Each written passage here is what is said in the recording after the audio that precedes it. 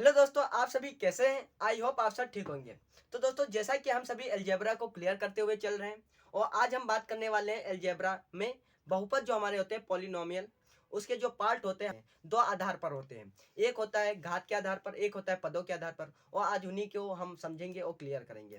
तो दोस्तों, इसी के साथ पेन व कॉपी लेकर तैयार हो जाइए और इसी के साथ वीडियो को स्टार्ट करते हैं। तो हमने क्या जानना था इससे पहले वाले वीडियो में, बीजगणितों को जान लिया था, जैसा कि हम सभी बीजगणित को पढ़ भी रहे। तो अब सबसे पहले क्या करते हैं, बहुपद के प्रकार की बारी आती है। हमने किस पे छोड़ा था? बहुपद के प्रकार जो होते हैं उनको क्लियर करना है इस वीडियो में। तो दोस्तों, बहुपद बहुपद हमने क्या जाना था? बहुपद वह गणितीय व्यंजक होता है जिसमें जो हमारी चर राशि होती है, चर राशि को भी क्लियर किया था इससे पहले वाले वीडियो में। तो जो हमारी चर राशि होती है उनकी जो घात होनी चाहिए वो धनात्मक होनी चाहिए, वो हमारे क्या होते हैं, वो बहुपद होते हैं। बहुपद के दो आधार पर होते हैं इनके प्रकार। एक क्या होता है? एक होते हैं घात के आधार पर, जैसा कि हमने जाना था घात के आधार पर, और दूसरा क्या होता है? दूसरा पदों के आधार पर के आधार पर। और जो कि आज हमें क्या करना है, इसे क्लियर करना है। सबसे पहले बारी आती है घात के आधार पर। बात करते हैं कि घात के आधार पर कैसे जानेंगे कि हमारा जो बहुपद है वो घात के आधार पर कितने होते हैं और कौन कौन से आते हैं, इस पे बात करते हैं। जो हमारे दोस्तों घात के आधार पर बहुपद के प्रकार होते हैं वो तीन प्रकार के होते हैं। सबसे पहला आता है नंबर रेखिक बहुपद। रैखिक बहुपद। अब रैखिक बहुपद क्या होता है दोस्तों? रैखिक बहुपद में क्या होता है, जो हमारा x होता है, जिसमें जो चर राशि होती है, किसी भी बहुपद में जो हमारी चर राशि होती है उसकी जो अधिकतम घात होनी चाहिए वो एक होनी चाहिए। क्या होनी चाहिए? एक होनी चाहिए। वो हमारी जो पद होता है, बहुपद होता है, वो हमारा होता है रैखिक बहुपद। मानते हैं, जैसे कि मान लो हमारा उदाहरण लेते हैं कोई भी, जैसे कि मान लो यहाँ पे लिखा हुआ है मान लो 7x। आपको इसमें बताना है कि जो हमारी चर राशि है उसकी अधिकतम घात कितनी है। तो आप कहेंगे कि इसकी अधिकतम घात कुछ नहीं लिखा है, अर्थात यहाँ पे एक होगा, तो इसकी अधिकतम घात कितनी है? एक है। ये हमारा क्या है? 7x। ये रेखिक बहुपद है। दूसरा उदाहरण लेकर देखते हैं। मान लो हम यहाँ पे लिख लेते हैं 8x माइनस और कुछ भी लिख देते हैं, मान लो 7 लिख दिया। तो ये हमारी कौन सी राशि है, कौन सा बहुपद है? घात आधार पे बताना है कौन सा बहुपद है। तो आपको यहाँ पे क्या दिख रहा है? चर राशि ये दिख रही होगी। तो चर राशि पे घात आपको कितनी दिख रही है? आप कहेंगे कि एक है, कुछ नहीं है, मतलब एक है। तो ये क्या हो गया? जिसकी घात अधिकतम घात, वह पद बहुपद जिसमें जो हमारी चर राशि होती है उसकी अधिकतम घात कितनी हो? एक हो, वो क्या होता है? रेखिक बहुपद होता है। तो इसमें अधिकतम घात एक है, तो ये हमारा क्या है? ये रेखिक बहुपद है। आपको क्लियर हो गया? जब किसी बहुपद की बात करें कि इसका ये कौन सा बहुपद है, तो आपको घात देखनी है। घात के आधार पर यदि पूछे तो आपको घात देखनी है, उसमें देखना है कि घात एक है तो रेखिक बहुपद होगा, आपको बता देना है। अब जो दूसरा हमारा पार्ट होगा घात के आधार पर, वो है द्विघात बहुपद। क्या है? द्विघात बहुपद। अब द्विघात बहुपद, जैसा कि इसके नाम से ही पता चल रहा है कि जो हमारा बहुपद होना चाहिए उसकी घात अधिकतम कितनी होनी चाहिए? 2 होनी चाहिए। कितनी होनी चाहिए? 2 होनी चाहिए। वो हमारा क्या होगा? बहुपद घात होगा। चलो देखते हैं, जैसे कि मान लो हम उदाहरण लेकर देखते हैं। यहाँ पे कोई भी संख्या लिखी हुई है एक्स स्क्वायर प्लस 2, मान लो हमने ये लिख दिया। इसमें क्या होनी चाहिए दोस्तों? आपको जो घात देखना है ना, वो सिर्फ आपको चर राशि की देखनी है, अचर राशि की घात नहीं देखनी है। चर राशि के आधार पे आपको बताना है कि ये रैखिक बहुपद है कि हमारा जो है वो बहुपद है वो द्विघात बहुपद है। तो आपको चर राशि की घात देखनी है। यदि मान लो यहाँ पे हमने 2 कर दिया तो इसको आपको नहीं देखना है। यदि आप इसको देखकर बता रहे हैं कि ये द्विघात बहुपद है तो आपका गलत हो जाएगा, वहां पर आंसर जो होगा आपका गलत हो जाएगा। तो आपको क्या देखना है? चर राशि की घात को देखना है।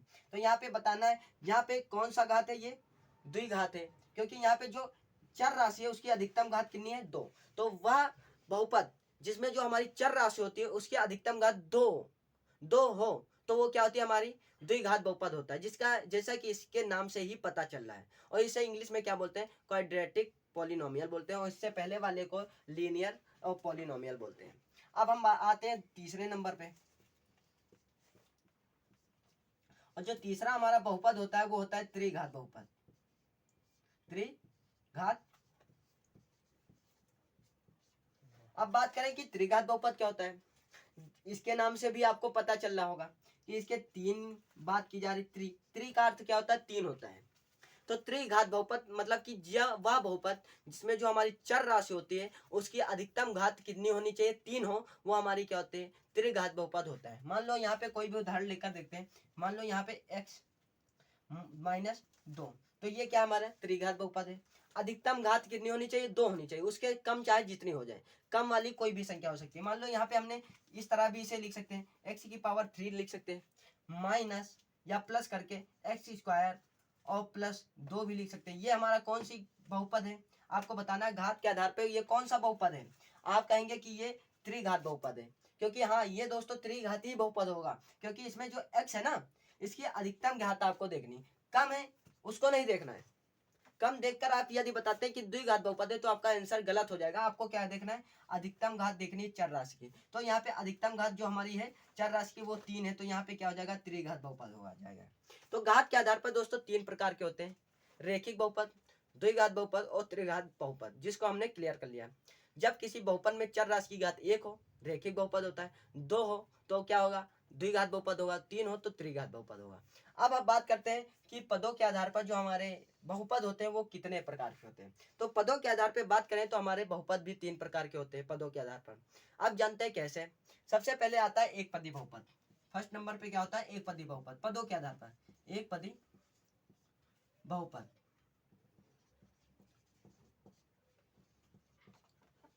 तो एक पदी बहुपद में दोस्तों क्या होता है, मान लो आपको कोई भी मान लो बहुपद लिखा है यहाँ पे, जैसे कि उदाहरण लेकर देखते हैं, उसमें आपको एक पद मिलेगा, जैसा कि इसके नाम से ही पता चला है एक पदी बहुपद। तो वहां पे आपको बहुपद जो हमारा होगा उसमें एक पद लिखा हुआ मिलेगा। जैसा कि मान लो यहाँ पे x 7x है, तो ये क्या हमारा एक पदी बहुपद है, क्योंकि इसमें क्या है, एक पद है। यदि इसमें माइनस करके और लिख दिया जाए 6, तो ये हमारा जो पद बहुपद होगा ये भी एक पदी बहुपद है। अब वो कैसे दोस्तों, यहाँ पे एक पद तो है, लेकिन जो हमारा दूसरा पद है उसमें आप देख सकते हैं कि इसमें चर राशि नहीं दी गई है।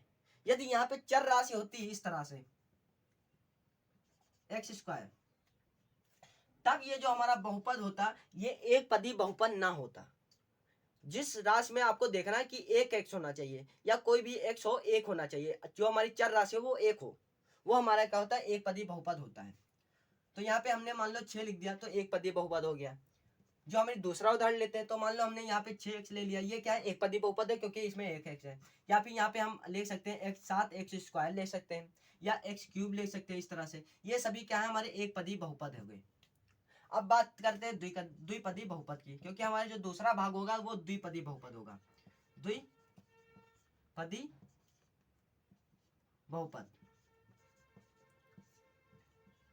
जैसा कि इसके भी नाम से आपको क्लियर हो रहा होगा कि द्विपदी में कितने पद होंगे, 2 पद होंगे, वो भी किसके होंगे, चर राशि के होंगे। इसमें आपको क्या देखना है, सिर्फ चर राशि को ही क्लियर करते हुए चलना है, क्योंकि आपको बीज गणित में चर राशि पे आपको अधिकतर प्रश्न मिलेंगे और चर राशि पे ही अधिकतर बात की जाएगी। तो इसमें क्या देखना है, आपको चर राशि देखना है, चर राशि कितने हैं उसी के आधार पर बताना है कि कौन सा पद है, को पदों के आधार पर कौन सा हमारा बहुपद है। तो मान लो हम जो द्विपदी बहुपद की बात करें तो जो हमारा बहुपद होगा उसमें 2 पद होने चाहिए। चलो जैसे कि उदाहरण लेकर देखते हैं। मान लो यहाँ पे लिखा हुआ है 7x माइनस 3x स्क्वायर, ये कौन सा बहुपद है।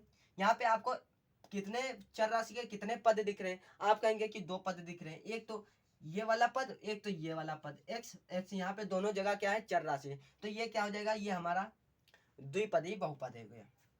मान लो हमने यहाँ पे लिख दिया 6x माइनस और यहाँ पे लिख दिया y, ये कौन सा बहुपद है, ये भी दोस्तों जो हमारा है द्विपदी बहुपद है। वो कैसे, ये भी हमारी चर राशि है जैसा कि हमने जाना था, और ये भी हमारी चर राशि है, 2 जगह पे चर राशि है ना, तो ये हमारा क्या होगा, द्विपदी बहुपद होगा। तो इसमें 2 पद होने चाहिए, वो भी किसके होने चाहिए, चर राशि के होने चाहिए। मान लो यहाँ पे हमने क्या लिख दिया, 6x लिख दिया और माइनस में कर देते 4, तब क्या होता है, तब ये हमारा द्विपदी बहुपद नहीं होता, एक ही पदी बहुपद होता। तो क्योंकि यहाँ पे 4 है ना, यहाँ पे अचर राशि, चर राशि होती, मान लो यहाँ पे y लिख दिया 4y, तब हमारा ये क्या हो जाएगा, 2 पदी बहुपद हो जाएगा। तो एक पदी बहुपद में एक आपको चर राशि दी होगी और द्विपदी बहुपद में आपको 2 चर राशि दी होंगी। अब जो हमारा तीसरा भाग होता है, तीसरे नंबर पे जो हमारा प्रकार आता है पदों के आधार पर, वो है त्रिपदी बहुपद। त्रिपदी बहुपद, इसमें क्या होगा, आपको जैसा कि इसके नाम से ही पता चल रहा है, त्रिपदी बहुपद, तीन पदों, जिसमें वह बहुपद जिसमें क्या हो, तीन पद हो, वो क्या होता है, त्रिपदी बहुपद होता है। तो यहाँ पे हमने दो पदी जान लिया। अब त्रिपदी जैसे कि उदाहरण लेकर देखते हैं। तो यहाँ पे 7x मान लो आपको इस रूम में मिल सकता है, 5y और प्लस एक्स स्क्वायर, ये क्या है, ये त्रिपदी बहुपद है। एक्स यहाँ पे भी चर राशि, यहाँ पे भी चर राशि, यहाँ पे भी चर राशि, ये क्या हो गया, ये त्रिपदी बहुपद हो गया। और दूसरा उदाहरण लेकर देखते हैं। तो यहाँ पे हमने यहाँ पे लिख दिया मान लो 5x एक्स क्यूब और प्लस 3x स्क्वायर, ये हमारा जो बहुपद है पदों के आधार पर, तो ये हमारा होगा त्रिपदी बहुपद जिसमें तीन पद हो। तो ये भी हमारे तीन प्रकार के होते हैं, एक पदी बहुपद, दो पदी बहुपद और त्रिपदी बहुपद, तो जो कि हमने क्लियर कर दिया। तो दोस्तों आपको पता चल गया होगा कि बहुपद के कितने प्रकार होते हैं और किस आधार पर कौन कौन से प्रकार होते हैं, जो कि हमने इसमें क्लियर कर लिया। तो दोस्तों इसी के साथ वीडियो को एंड करते हैं और मिलते हैं बीजगणित के अगले भाग की और नेक्स्ट वीडियो में। तब तक के लिए जय हिंद, जय भारत।